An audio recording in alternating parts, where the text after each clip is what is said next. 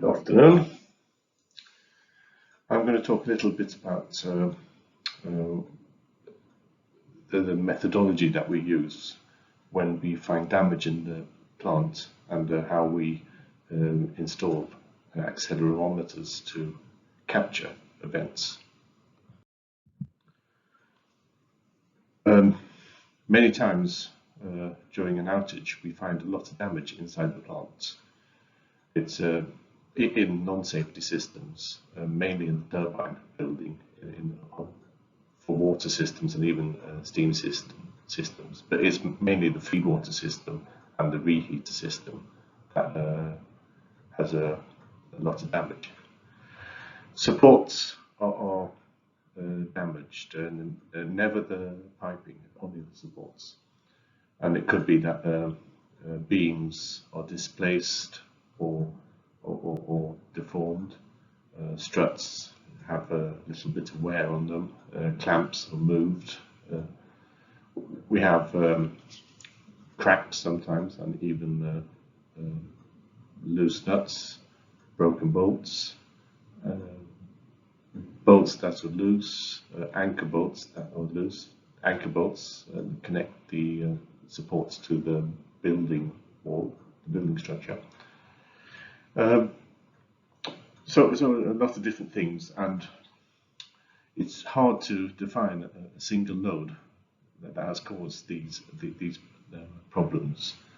It ends up with the mechanism being some kind of fatigue, and it's either vibrations or a large force from a water hammer, steam hammer, and it can be a combination. So you get a large force that initiates something, and then the vibrations propagate it. If it's wear, if it's a crack, so we have a combination there. One thing we asked ourselves is, why are we getting so much damage now? Because this has been ongoing more or less since the plant started in 1984, when they did the first test runs. They had to install dampers and had to install new supports because there were lots of vibrations then.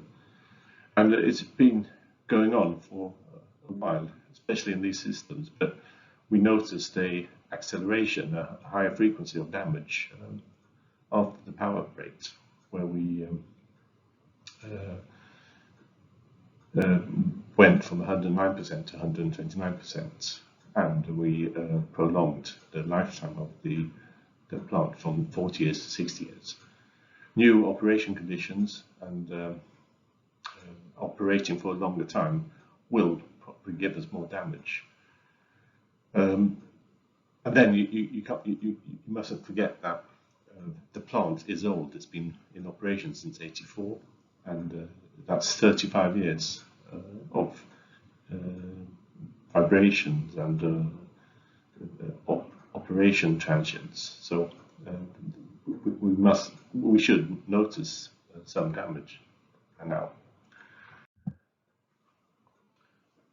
One big problem we have is when we detect the damage inside the plant, we don't know when the damage actually happened. Did it happen when we started up? Did it happen during a valve test? Or did it happen when we shut down? We don't know. So that's something that we have to find out. It makes it easier to find the event that caused the damage. We decided to install accelerometers in the plants after we had detected damage, just to get a better picture of what's going on there. We put the accelerometers on the supports because they're easily accessible.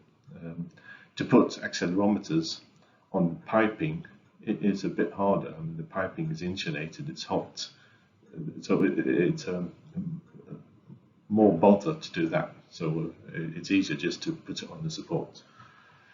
Here, then we know that the actual accelerometer tells us how the support behaves, and the support behaves due to the piping moving, and the piping moves due to transients inside the piping, or simple operational vibrations. So we're not interested in the actual amplitude, we're just interested in when an event occurs. And once we get the time, then we can search the plant data to see what happened at that time, and maybe we can find a load generating event there. Once we get the measurement data, I've always said this, but we can identify the load generating event. We can identify operation states where we have a higher increased level of vibration, and we can use this in our instructions for running the plant to avoid certain things so that we don't get these high loads, or to avoid certain areas where we have high vibration, or at least to reduce the time in those areas. Really, now I'm finished, I've told you everything, but I'm going to underline what I've said with a few examples where we have applied the things I've talked about in the previous slides. The turbine feedwater system 463, is a very large system. It's from here on the right side to here, where the reactor containment penetrations are. It's about 100 meters. The system consists of a feedwater tank here, and then to that you have the suction lines to 3 pumps. And the pumps pump water from the tank into the main line here to the preheaters and then to the reactor. During operation, 2 out of these 3 pumps are in operation. And the pump that's not in operation is the reserve pump. It's in standby. So as soon as a pump in operation trips, the standby pump will automatically start. Since we have that risk of the pump automatically starting, from the beginning they had a bypass line open in the loop here, the pump loop, so that the system would always be heated up by water from the feedwater tank. And this means that when you get a pump trip and the reserve pump starts, the loop isn't filled with cold water, it is filled with hot water, so that you will not get a neutron transient when this cold water reaches the RPV, and then you reduce the risk of a partial scram.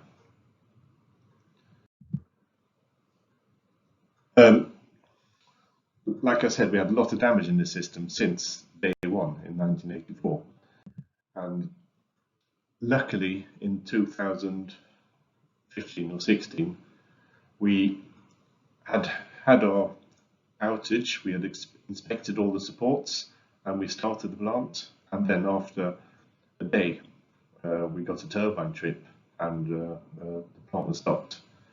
And our instructions are, as soon as we stop the plant, we have to go in and inspect supports again.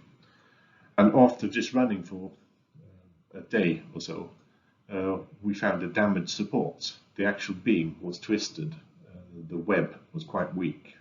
The flanges were okay, but the web was weak, so it was twisted. And we started to think, what has happened here?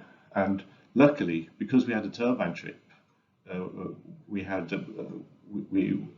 we get the plant computer stores data in a very high resolution, and we could actually see what was happening. This is just one of the pump loops from the picture. We have the feedwater tank up here, then we have a pressure measurement there, and we have one pressure measurement up in the feedwater tank. The upper curve here is the pressure in the feedwater tank. The turbine trip occurs there, and the pressure in the turbine tank drops rapidly. And here is the pressure down in the piping, and here we have an even pressure, and then we get the trip, and the pressure starts to drop. This is in the reserve line, and so this pump isn't in operation, but it's kept warm because of the bypass flow, and because the temperature down here is high, it doesn't follow the temperature, the pressure drop up here, so it becomes overheated, and it's just like opening a champagne bottle. The water down here wants to go out, it wants to expand, it wants to evaporate. So you get a pressure drop here because steam is created, and this pushes the water upwards. And then when that driving force dies down, everything comes down again, and you get a water hammer, pressure surge, pressure spike. And this happens 3 times during this event. And the amplitude here is 18 bars. And this is probably what caused the damage here.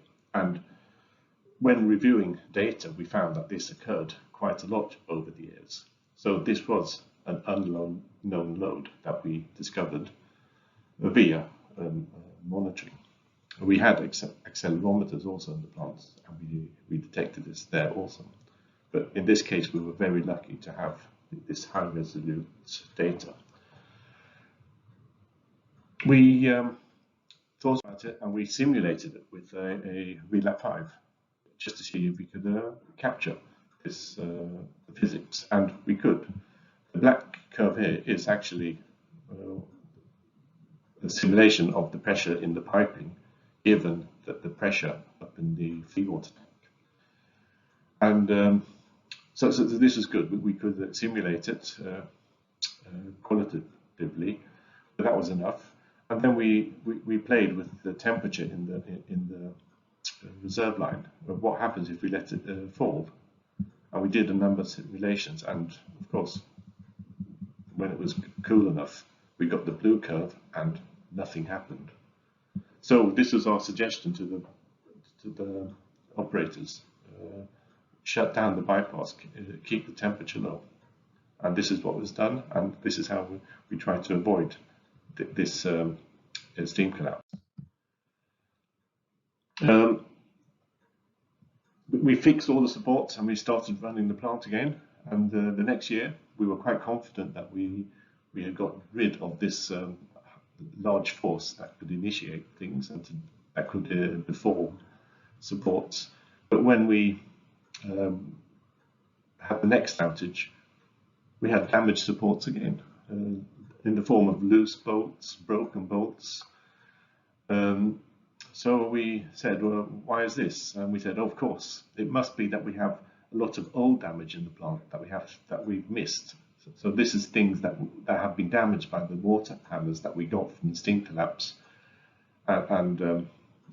So maybe we have to inspect all the supports in the system, 150 supports, and just to make sure that there isn't hidden damage caused by the steam collapse.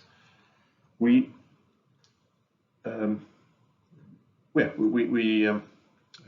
fixed the supports, changed the bolts, and tried to put the clamps and the supports together, and then we ran the plant for 1 more year. And to our surprise, when we went into the outage again, we saw that there was damage in the plant again. In the same places, the same bolts were broken again. So then we had a big rethink. We've had accelerometers on the supports, and we saw that there were no large forces, no large accelerations. We did see that during when we change pumps during operation, or when we have valve testing, that the system can move a bit, vibrate a bit more, but not every time, just sometimes. So we decided to think maybe it is because the supports, they were designed to hold the piping. That was their function, but now they have aged, they have moved a bit slightly, and maybe they cannot fulfill that function anymore. So we actually went back to the original as-built drawings and started looking in areas where we had a lot of damage. We had a lot of damage around the pumps. All the history of the damage showed us that it was here, never over here, just down here. So we had some supports that had a lot of damage on them, and these large supports, we decided let's reinstall them so they are exactly like the as-built drawings. These supports are very large. This is a vertical pipe. This is a DN600 pipe, and the supports, it's a clamp, 2 halves. Then you have the struts. In this case, it's a snubber, the saber snubber, and here. They weigh, I think, nearly 300 kilos per half, and the piping has to stay. If we loosen the clamp, we have to hold the piping. So this wasn't a small job. This was, which it had been before. We didn't do this before when we fixed the supports. Now we use the overhead cranes and pulleys to keep everything in place, to loosen the clamp, realign it, put it back, tighten the bolts with the correct torque, and make sure everything was according to the drawings. We did this for 4 of these large supports, and then we ran the plant for 1 more year. And nothing happened. We had no damage at all. And now we've run for another year, so that's 2 years since we did this reinstallment of these large supports. And we had no damage in these supports, but we had, I think, a strut that was had a bit of wear in it, but nothing else. So it seems that by reinstalling the supports so that they get their original function again, helps against vibrations, because we know that we don't have the steam collapse anymore that causes large forces. Conclusions here are that we need to know when things happen.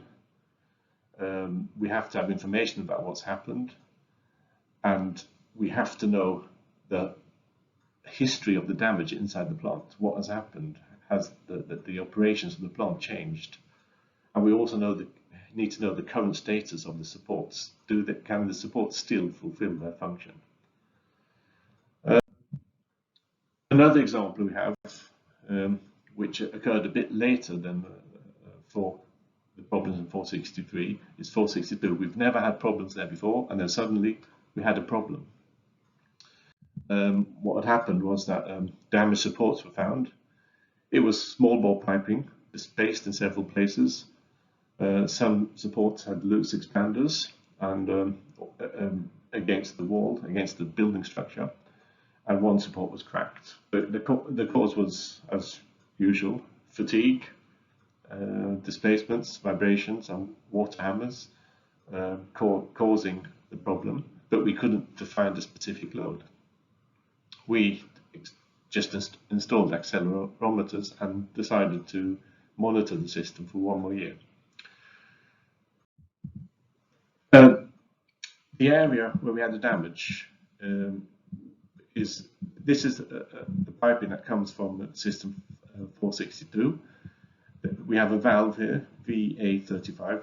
When this valve opens, water goes into the sprinklers here, and it sprinkles the dump drums so that we can condense the steam there. The steam in the dump drums comes from its surplus steam from the steam lines, steam that isn't used for the turbine, or you just need to dump it. And in order to have smaller tanks, smaller drums for this, you have to sprinkle, otherwise you'll get the pressure will be too high. So this valve opens when you need to condense steam. Our monitoring, this is just to show some of the damage. These large supports and the supports to the walls, the bolts here have loosened. This is the piping, the larger piping that apparently is moving, and because of the long arm here, you get a large moment on the bolts, and they loosen, and even here they've loosened. And then The smaller piping has fallen off the supports in several places. This is what we actually measured. This is the first time. First time we started the plant, and suddenly we got this reading from the accelerometer, and we looked up what has happened. And what happened was that the valve VA35 was opened on a Friday night at 2 o'clock. The valve opens, takes 5 seconds to open, then it's open for a while, and then it was closed. It takes 10 seconds to close. And this happened every Friday night, but we had no documentation of this. So we asked the operators, and they said, "Oh yeah, we have a piece of paper that tells us what to do, what the night shift has to do a certain night. And on Friday night, they have to open this valve and then close it again." And we said, "Well, why do you do that?" "Oh, in 1984, this valve gave problems, so we couldn't open it. So we decided to always open it once a week, just to make sure it doesn't get stuck." And that's been going on since, since 1984. Right now, there's an investigation to look over all this to see if this could be done in another way. But even if the valve is open, it shouldn't give you high loads. So we started looking at the valve, and we found out that if the piping after the valve is filled with water, when the valve opens, you won't get any loads. If the flow in the valve is low when you close the valve, you won't get any loads. The only time we could see that we could get loads is if the piping after the valve is emptied of water, so that you get gas inside the piping, and gas in this case is steam. And then when you open the valve, you get a waterfront that has no resistance at all, because the steam will just be pushed out of the nozzles.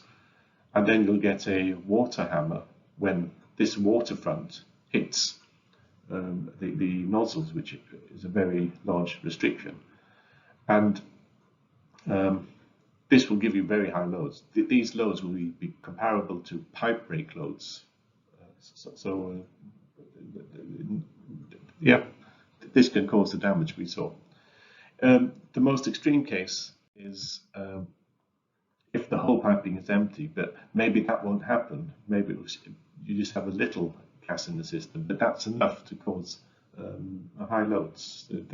As long as the water has time to accelerate to a high velocity before it impacts the nozzles, then we get the high loads. So we had our load, but we needed to find out if when we can get damage. During the whole year, okay, I'm trying to go backwards, but I couldn't. Well, in any case, during the whole year, we were measuring the vibrations with the accelerometer, and we saw no difference in the opening and closing of the valve. All the amplitudes were at the same level. And we did some testing before we restarted the plant. So we opened the valve twice. First once, making sure that if there was steam in the system, it would be flushed out by the water. And then we closed the valve, then we opened it again directly, which means that we had water in the system, and the measurements, they showed us that identical acceleration picture. So we were quite confident that the system was always filled with water during the operation. So then we looked back to when we stopped the plant after before the outage, before the damage was detected. And what we found here was that then the plant could be in a state where the water in the piping after the valve could evaporate. I've just gone ahead of myself here, but this is a picture, the simulation we did just to show you that when the valve opens and you have gas in the system, the water will rush forward, then it will rush up into all these branches, and then finally hit the nozzles where you get the loads. And this is just the waterfront. So here we have gas, and then it turns into water. So 1 is gas, 0 is water. And as you see, the gas is pushed out, and then the water hits the nozzles at different times. So every time this happens, you'll get an impact and a force on the piping. Back to the problem, when can this happen? And it's when the plant is either starting or shutting down, and the pressure in the belt drums is low.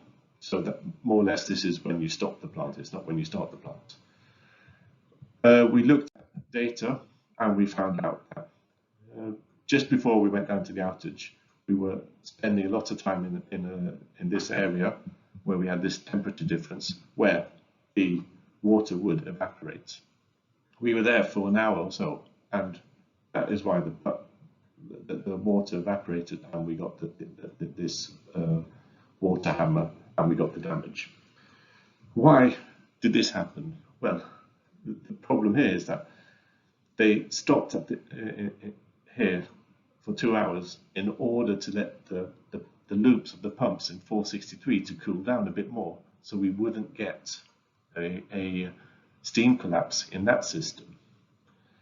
So in order to fix a problem in system 463, they changed the operation conditions for system 462, and by doing so, they caused a new load.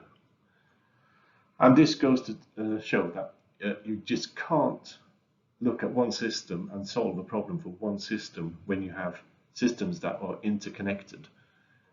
You have to look at the plant as a whole and choose a solution that is the best for the whole plant and not just for the single system. I've only mentioned 2 systems here, but we have accelerometers in maybe 3 or 4 systems right now, and we're monitoring. And all this information helps us to get a better picture of what's going on inside the plant, and we can, with the help of the accelerometer data and identifying the load generating events, finally arrive at a conclusion about what to do, which is best for the plant to get rid of all these loads and to reduce the impact of vibrations. Thank you for listening.